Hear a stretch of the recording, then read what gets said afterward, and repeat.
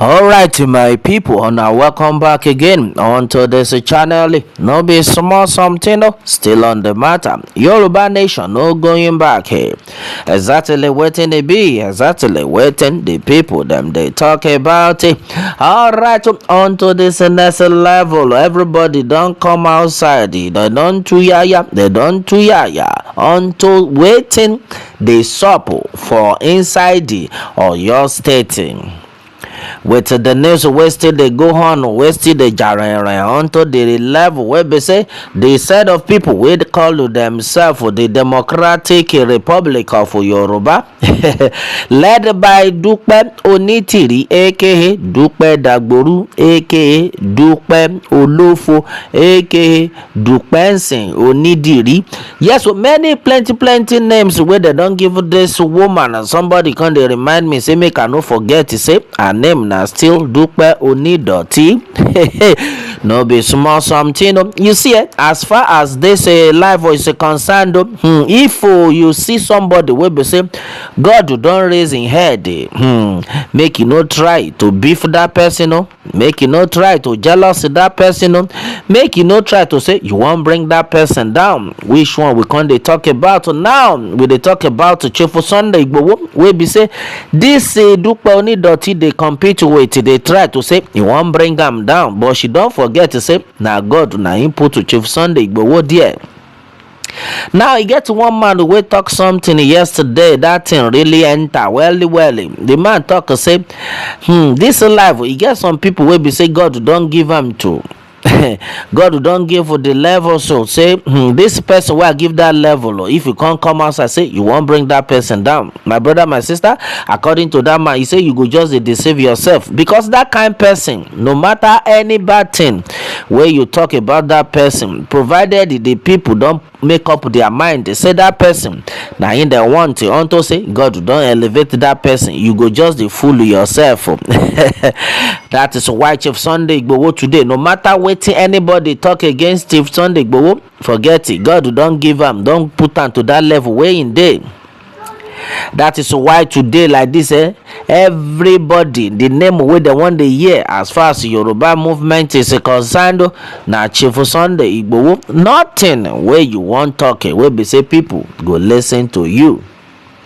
Now as it be so, everybody don't accept the fact to say this woman wey dem dey call Dupe Onidoti, she don scatter everything wey concern the Yoruba nation movement. Either we be say with the love of the Yoruba nation movement, either we like am or not, this woman e don dabaru am. He don't turn the thing upside down. We need to tell ourselves the truth. Now as it be, the only solution now be say make we just dey jeje, make we just dey watch jeje with the brain, because the level wey be say the government dey like this, their body still dey pepper them. You can't come outside, you can't dey talk say Yoruba nation na you be. My brother, my sister, no be this time. Just calm down, make we dey observe, dey watch the kind of punishment wey they wan give to this woman wey dem dey call Dupe Onidoti. Because definitely this woman, oh my jeya, ojure ma bo, yes, oh my jeya. In fact, as it be right now, waiting the people now they talk about this Dupe Onidoti. Now be say she dey on the run, she dey run, but where she won't run reach, no matter what, one day go be one day, she must be gbabo. Then go gbabamo. Yes, she no get anywhere where be say she won't go. Now as it be so, all the Yoruba people come they talk am say ara orokun, ara orediye. Na him be the level wey be say this woman wey dem dey call Dupe Onidoti dey right now. Ara orokun, ara orediye. All the Yoruba people know wetin I dey talk about. The example of that one be say, for people wey be say they no understand, they say Yoruba proverb wey say ara orokun, ara orediye, meaning e make a fowl come jump on top of tiny rope. You understand the waiting in me? Maybe fowl now come they jump up and down. You can't see tiny rope. What those rope? For example, the one where we say we take they spread the cloth. You know say some fowl sabi jump well well. E can't jump on top of that rope. As e jump on top of that rope, wetin you think go happen? The rope go dey move lefty righty lefty righty, meaning the rope no go feel stable, of which if the rope no stable as the rope dey move up and down, simply because of say the headgear wey dey on top, the fowl wey dey on top of that rope sef no wan fall. So now the two of them go come dey go jangolova ekpo moto, meaning the two of them na dem dey do the jangolova. Dem dey move front and back. As e dey move front and back, so e no dey easy for that rope. Also e no go dey easy, as e no dey easy for the rope, e no go still dey easy for the adìyẹ. Na im dem come dey talk say ara orokun ara oredìyẹ, say fowl no get rest of mind. Even the rope sef no fit stay one place, e no get rest of mind. Exactly wetin dem dey talk, wey be say Dupe Onitiri don put herself now. Her body no fit touch ground o, even the ground no wan catch am. So you see am, ara orokun ara oredìyẹ. Hey my brother, my sister, which kind problem this woman come put herself now? Now everybody don come outside, they come dey talk or say like this oh, this group of people wey dem dey call Democratic Republic of Yoruba people, wey be say dem dey call themselves the Adele. No be small something. Now they don come outside say these people, we hear say that time, that day wey be say this thing happen, wey be say their people come enter inside the Oyo State government office, go destroy it, go scatter everywhere. So they say carry their own flag, go put for there, comot the other people flag. For the sake of say Dupe Onitiri don give them mind, they say nothing dey happen, make them comot everything, say na their own land. Now after they come catch those people, now know say these people can't give government 24 hours make them take pursue, make them take return to their people wey dem carry. Yes, now so e be. Then give government, meaning the people wey be say sent this boy, so then give the government 24 hours make them use, make them take return their people according to wetin these people dey talk. In fact, that person wey be say dem send, wey make that voice note, wey make that gra dey threatening, dem name dem dey call am Ijinlemagot. Some people say im real name na Ijinlemacus, but make we dey call am Ijinlemagot because that guy head e no correct at all. Na him come outside o, come dey threaten the governor of Oyo State. They threaten the president of Nigeria, President Bola Ahmed Tinubu. According to wetin this guy dey talk, he dey tell them say those people wey dem catch, so make dem release those people within 24 hours or else bí bẹ́ẹ̀ kọ́ ìgboro kò ní rọ̀gbọ̀. According to wetin he talk, he say him go scatter everywhere. In fact, all in own army, strong one wey dey ground, dem go scatter many things, and those people dem no go feel am at all. Dem no go fit stay, dem go just dey cry if the in deal with the government finish. According to wetin this Ijinlemagot dey talk, he say by the time he go deal with the government finish, say if they no releasing people within 24 hours, my brother, my sister, that thing happen last week Saturday, abi today na another Saturday. Now the 24 hours where these people give government, it don't reach 1 week. Today na may complete am 1 week. Today na another Saturday, we complete am 1 week, my brother. With all the 24 hours threat wey dem talk, my brother, my sister, wetin that one tell you? This one now come dey tell us say these people wey dem dey call themselves Omi Inera group, dem be nobody. Dem no fit do, and dem nothing wey be say dem fit do. You need to hear that threat, my brother. The way we be say they threaten the government, you go think say the next day earthquake go happen, everybody, the ground go swallow everywhere. But we be say we know wetin dey, we know say na just a movie, then they act. But the way we be saying they talk, my brother, my sister, if you know strong and you don't know them, you go just dey shake like a shaky daddy. Wetin we dey talk about now be say dis people after the 24 hours wey dem use mouth to take talk, not be say dem get anything wey dem wan do.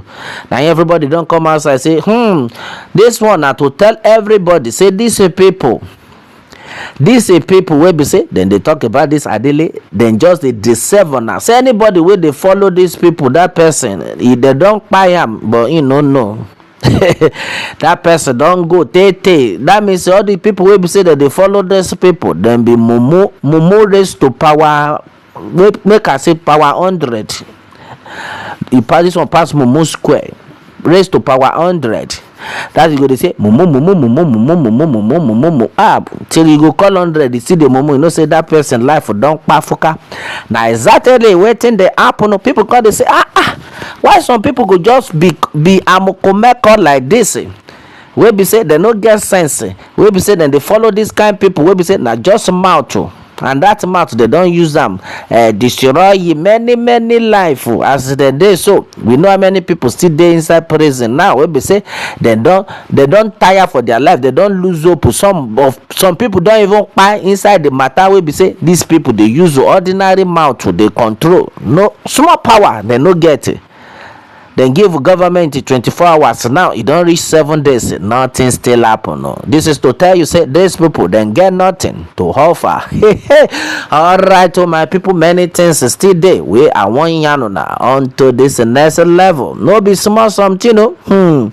Now people don come outside, they say these people wey una dey say wey dem call themselves Democratic Republic of Yoruba, say these people dem be olórí burúkú ayé àti ọ̀run. Olórí burúkú ayé àti ọ̀run, na him dem be. Yes, so people don talk am. People wey be say they follow these people, they need to go wash their head. Say the kind people wey na dey follow, people wey be say they no know their left to their right. Now you dey say una don occupy, say una don collect the country, una don collect the nation. Now United Nations no congratulate una, United Kingdom no congratulate una, EU no congratulate una, United States of America no know anything about wetin una do. Even common and no African country fit say una well done. At least congratulations to una, finally una don dey on una own. Nobody fit talk am. The who is deceiving who? My brother, my sister, make una shine on high. So because this thing where these people they do, it get as a bill. It get as a bill. All this set of people, they say them be amokomeko. Now all the people will be say then send the message, make them come do all this gbege. I don't know what thing I go call those ones. As all of them big rich, I don't know what. In fact, say you want them to say na charm then use it for these people. No way now. As all these people them big rich, then tall rich, even get one old man inside them. I been at 3 old men self they inside. Upon everything na brain no tell on us say these people where they talk to na fake people them be. On ourselves still carry on our body, they run up and down. I don't know what thing they give them, whether they cook or for we can put to some majele inside to control their brain. I don't know. But now waiting we know be say these people in fact if them go Bombay na small thing na he go make them fit say them go Bombay, because as it be like this I not sure say them go fit Bombay. Now matter don come reach one woman now wey be say she give Dupe Onitiri that house, that building wey una dey see wey be say government of Oyo State don bring down, they don scatter the building anyhow. My brother, my sister, God no go let us meet somebody like Dupe Onitiri. This woman name wey give them that house, according to the woman say they no tell am say na wetin they wan do be this, but later na we come know say the woman dey lie.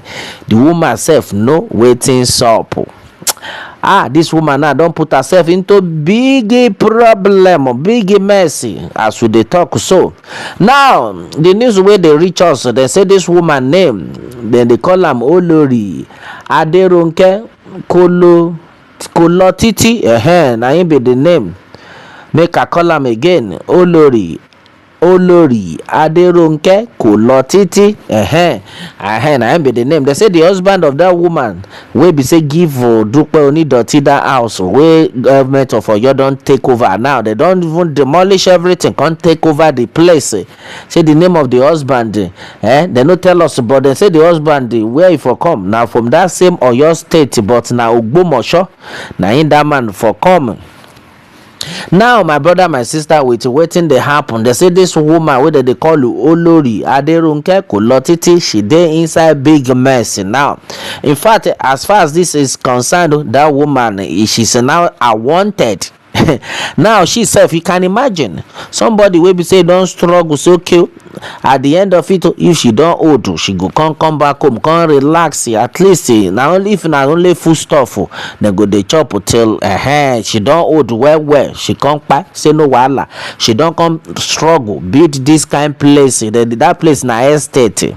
E don do many things inside package am before she comes. Okay, make she give Dupe Onidoti, make dem use am do Yoruba nation. My brother, my sister, no be smart, now this woman now in a very big mess, in a very big regret, because as e be now, everything wey be say she don labor for don go.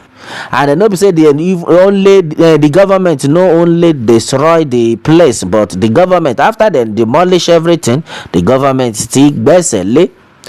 Then gbesele, then carry am, then collect am, then turn everything to their own. They no born this woman well, may she come that place. She know, in fact, as far as the country and that land is concerned, that woman no get any land for that place.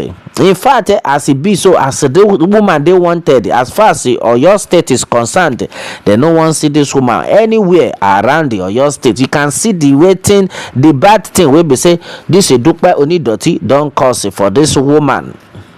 Now wetin we dey talk be that say Ọlọ́run gbà wá, má jẹ́ ká bá olórí burúkú rìn. No be small something. This Olori Kolotiti now, she's wanted as we dey speak now. There's nothing she won't talk, say she no know about wetin Dupe Onitiri won't use that place for. If you tell anybody that one, na big lie, because story don't happen wey be say they don't tell us the truth. Say this woman before na Chief Sunday Igboho and the Professor Banji Akintoye, na in this woman they follow, na in she dey support. But e can't reach one level, immediately this woman can't see Dupe Onidoti where she joined the struggle. Na in this woman can't change her mind, can't follow Dupe Onidoti. He can't neglect Chief Sunday Igboho. I don't know wetin Chief Dupe Onidoti give this woman chop. I don't know wetin she tell this woman wey be say this woman brain no can reset again. Na in this woman can't follow Dupe Onidoti because she no know say na Olori buruku na in she follow. My brother, my sister, wetin dey sup now no be small matter, no be small something, because this woman now, Olori Aderonke Kolotiti, she's now unwanted. Now she sef dey run unto say she don do bad thing with Dupe Onidoti. Baba God, na your hand with them.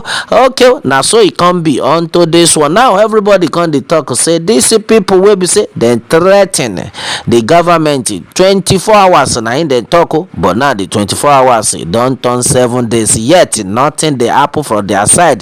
This is to tell you say these people dem be olori buruku aye ati ọ̀run.